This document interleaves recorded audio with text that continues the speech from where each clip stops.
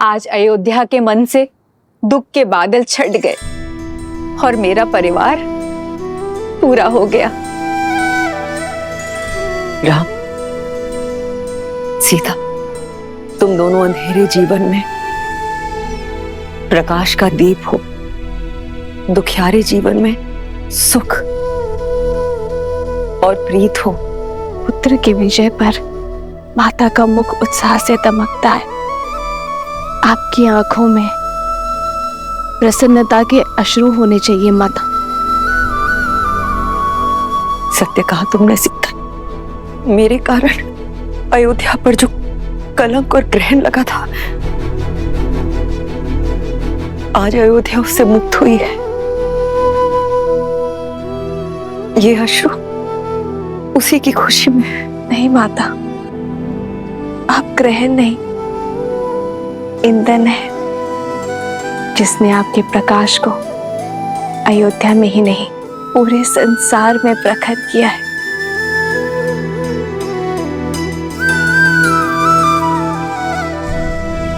भरत भैया, सबके मन हल्के हो गए हैं। अब आप भी अपने मन का भार उतार दीजिए।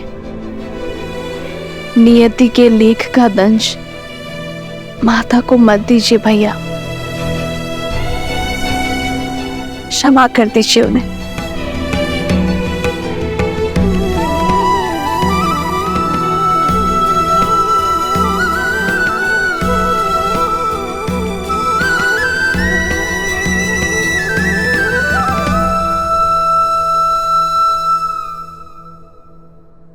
देखी परिवार प्रभु अति भावुक भाए, सबहि प्रेमा बस आरती गाए।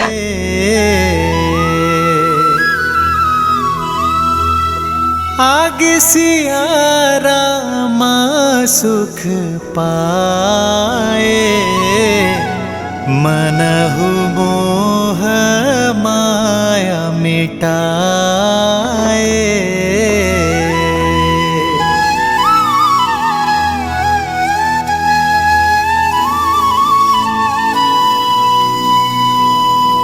अयोध्या के प्रजाजनों, अयोध्या के कष्ट के मेघ छट चुके हैं। शीघ्र ही रघुकुल के दीपांकर महर्षि दशरथ जी के ज्येष्ठ पुत्र श्री रामचंद्र जी का राज्याभिषेक होगा। राज सिंहासन पर विराजमान होने की उत्तम तिथि एवं मुहूर्त शीघ्र घोषित होंगे और आप सब लोग उसमें आमंत्रित होंगे। श्री रामचंद्र जी के राज्याभिषेक की तैयारियों में जुट जाइए। सियावर रामचंद्र की जय! सियावर रामचंद्र की जय! रघुपति रामचंद्र की जय! रघुपति रामचंद्र की जय! माता सीता की जय! माता सीता की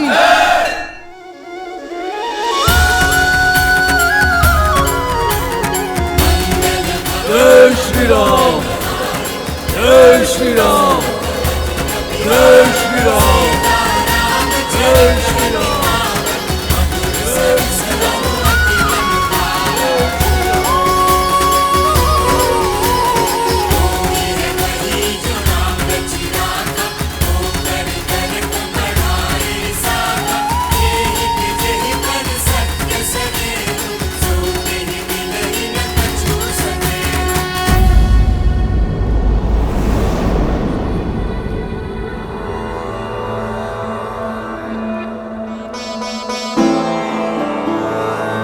राम,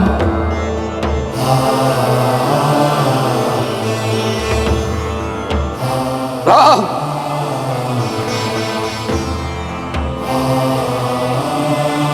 भरत आपके लिए कुछ भेंट लाया पिताश्री। मेरे पुत्र में इतनी अद्भुत प्रतिभा है, आशा करता हूं बाण भी उतने ही वेग से चलाते होंगे।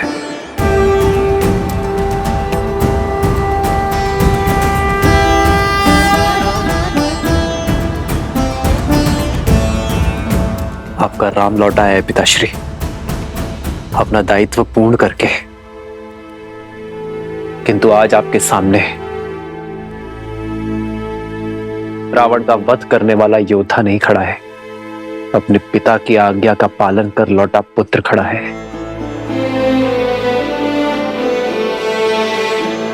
एक बार आपने कहा था कि पिता के आदेश केवल शब्द नहीं होते, वो कुल का आदर्श स्वप्न, यश, प्रतिष्ठा और सम्मान की धुरी होते हैं। आपने सत्य कहा था पिताश्री। इस यात्रा में मैंने जाना कि एक पुत्र पिता की संपत्ति, धनराज्य सब अर्जित कर सकता है, किंतु अमूल्य भेंट, वो विश्वास, वो मूल्य है जिन्हें उसके पूर्वजों ने स्थापित किया और पिता ने प्रमाणित किया। रघुकुल रीत सदा चली आई, प्राण जाए पर वचन न जाए। ओ रघुकुल रीत सदा चली आई, प्राण जाए पर वचन न जाई।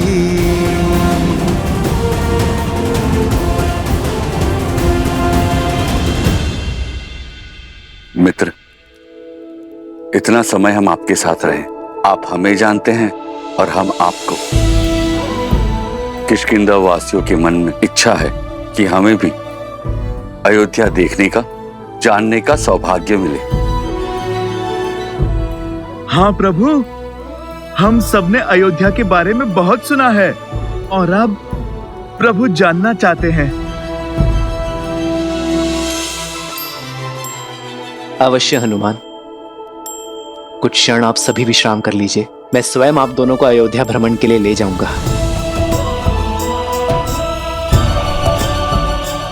14 वर्ष बीत गए, मैंने अपने राज्य का भ्रमण, अपने अयोध्या के दर्शन नहीं किए। महर्षि मुग्दल के स्वागत के साथ अयोध्या भ्रमण भी हो जाएगा। दीदी,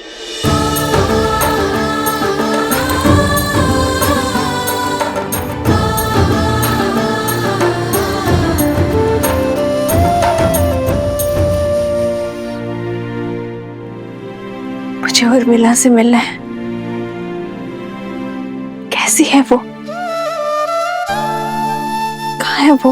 वो तो अब तक सोई हुई है, वर्षों से आंख नहीं खोली, अपने पति को दिए हुए वचन का पालन कर रही है।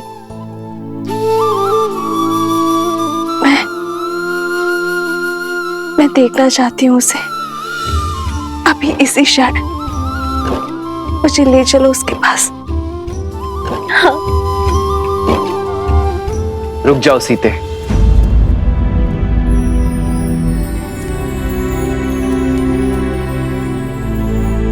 उर्मिला का प्रण पूरा होना अभी शेष है सीते। उर्मिला अपनी निद्रा केवल लक्ष्मण की उपस्थिति में ही तोड़ सकती है। जाओ लक्ष्मण, और जाकर अपनी पत्नी से मिलो।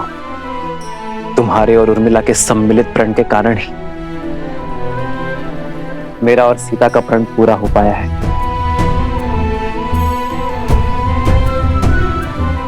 उर्मिला ने महल में रहकर इस घोर निद्रा का दंश भोगा है,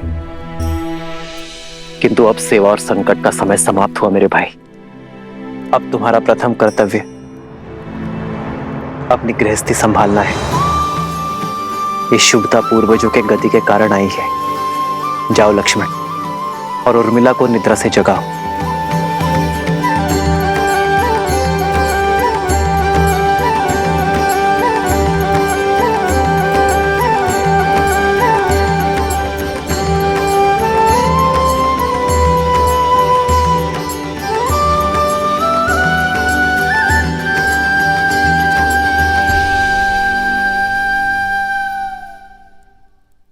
चौदह वर्ष तक मैं आपकी नींद लेती रहूंगी, ताकि आप 14 वर्ष तक बिना सोए अपना धर्म निभा सके।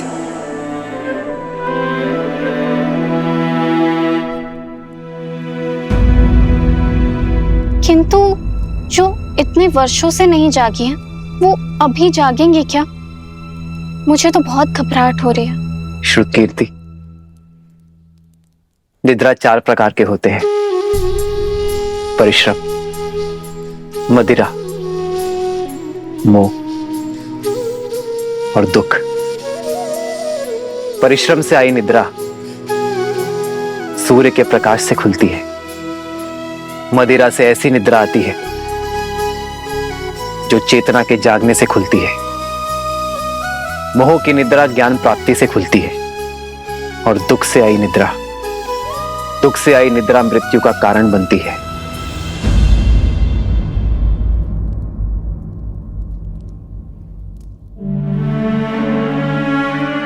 मैं जहां पर भी रहूं आर्य, मेरा मन सदैव आपके पास ही रहेगा। मेरी केवल एक ही इच्छा है आर्य, कि मैं जब भी अपनी आंखें खोलूं केवल आपको देखूं।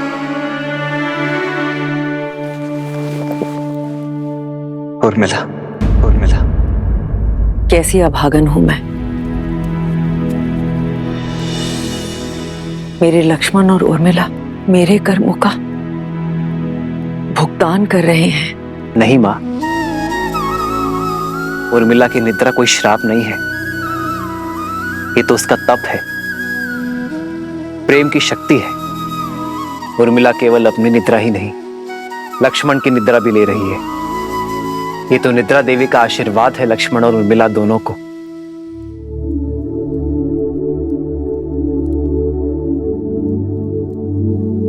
देखिएगा मां, लक्ष्मण के बुलाते ही उर्मिला अपनी निद्रा से जाग जाएगी।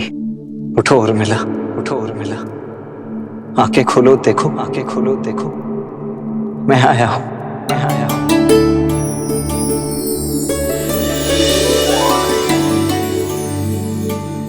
आर्य, आप, हे महादेव, आपके वनवास के प्रस्थान का समय हो गया। आपके प्रस्थान हेतु सहायता करने के बजाय अपनी निद्रा पूरी कर रही थी। क्षमा कीजिए आर्य। कैसी क्षमा उर्मिला, अब किसी को कहीं नहीं जाना है। पर पिताश्री का वचन और राम भैया का प्रण पूरा हुआ उर्मिला, भैया का भी और तुम्हारा भी। अब एक प्रण मेरा है, जहां भी रहूंगा सदा तुम्हारे साथ रहूंगा। तुम्हारे प्रेम के सबल ने मुझे बहुत बल दिया है उर्मिला, इसके लिए बहुत बहुत धन्यवाद, कोटि कोटि धन्यवाद। क्या आप सच में 14 वर्ष तक अपलक जिए, बिना निद्रा के निकाल लिए? तुमने भी तो यहाँ 14 वर्षों तक बिना भोजन के बिताए है उर्मिला। तुम्हारी निद्रा ने मेरी थकान को हर लिया और मेरे भोजन ने तुम्हारे शरीर को पोषण दिया। दाम्पत्य जीवन का ये आदर्श, यही तो भैया ने हमारे माध्यम से संपूर्ण संसार को दिया है कि पति पत्नी दोनों एक दूसरे के पूरक होते हैं, जीवन के भी, प्राणों के भी और समर्पण के भी। और तुम्हारे समर्पण का तो कोई मूल्य ही नहीं है उर्मिला।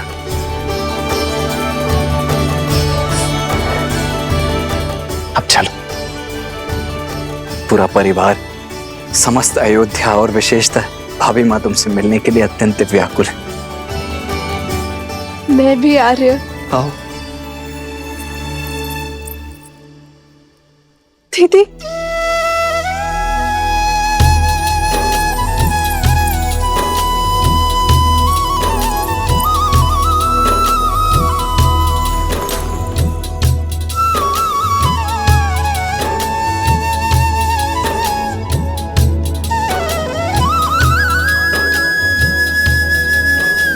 बालपन से लेकर आज तक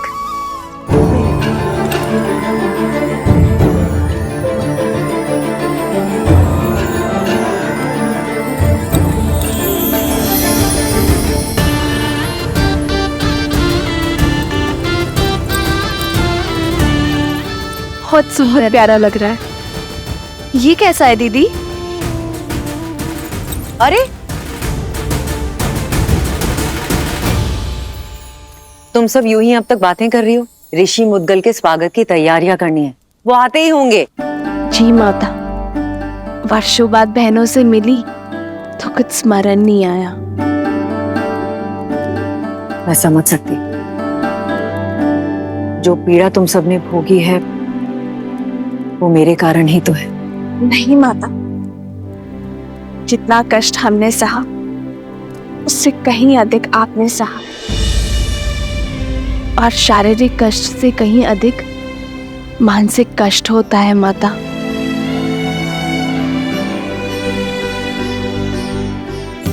धन्यवाद मेरी पुत्री, किंतु अब कष्ट के और पीड़ा के दिन समाप्त हुए। प्रसन्नता से ऋषि मुद्गल का स्वागत करते हैं, उनसे उपदेश लेते हैं। जो कष्ट और पीड़ा मेरे पुत्रों ने भोगी वो मेरे पोतों को ना भोगनी पड़े।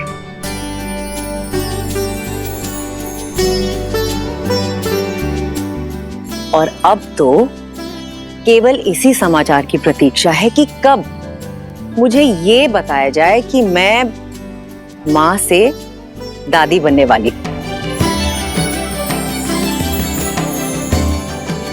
अरे तुम सब यूं ही शर्माती रहोगी या चलोगी मेरे साथ? शीघ्र चलो और गुरुजी का आशीर्वाद लो। जी। अयोध्या और श्री राम के जीवन से दुख का हर मेघ छट गया। अब सब शुभ ही होगा। इतनी शीघ्र भूल गए पुत्र? धूप छांव दिन रात की भांति ही, अच्छाई और बुराई भी सदा साथ ही रहते हैं। दीपक की आवश्यकता तो वहीं होती है जहां अंधकार होता है, और लोग जलते हुए दीपक के प्रकाश में उसके नीचे पसरे हुए अंधकार को देखना भूल जाते हैं। जब सामने सब उचित प्रतीत हो रहा होता है, तभी पीछे से बुराई अपने पंख फैला रही होती है। अर्थात दुख की धूप हो या सुख की छांव, सदा सतर्क रहो। हाँ पुत्र, जब भी हम जीवन में कोई शुभ या मंगलमय कार्य करें, तब हमें अतिरिक्त सावधानी और सतर्कता बरतनी चाहिए। सत्य और धर्म की क्षमता पर विश्वास रखते हुए अपने तन मन को और अधिक दृढ़ करना चाहिए। प्रिय गणेश, वो देखो, श्री राम उसी योजना का शंखनाद कर रहे हैं। राम राज्य की स्थापना का आरंभ कर रहे हैं। नर रूप में नारायण को प्रत्येक समस्या का सामना करना होगा, हर कठिनाई का हल खोजना होगा, राम राज्य की स्थापना करनी होगी। ऋषिवर, मैं जानता हूं आप सबके मन में क्या चल रहा है, किंतु जो होना है वो अवश्य होगा। 2 दिन बाद शुभ मुहूर्त है और ये राज्याभिषेक के लिए सबसे शुभ है। श्री राम भगवान सूर्य के आशीर्वाद से सूर्यवंश के अगले सिरमौर आप ही होंगे। आपने वन भ्रमण के समय जो ज्ञान और अंतर्दृष्टि अर्जित की है, उसको अपने साम्राज्य में उपयोग करने का समय आ गया है। दया, दंड और दर्शन, इसको अपना शस्त्र बनाइए। श्री राम आपके मार्गदर्शन से जगत कल्याण की ओर अग्रसर होगा। सभी आशान्वित हैं कि आप एक आदर्श स्वराज की स्थापना करेंगे और संसार के लिए शुभता का मार्ग प्रशस्त करेंगे।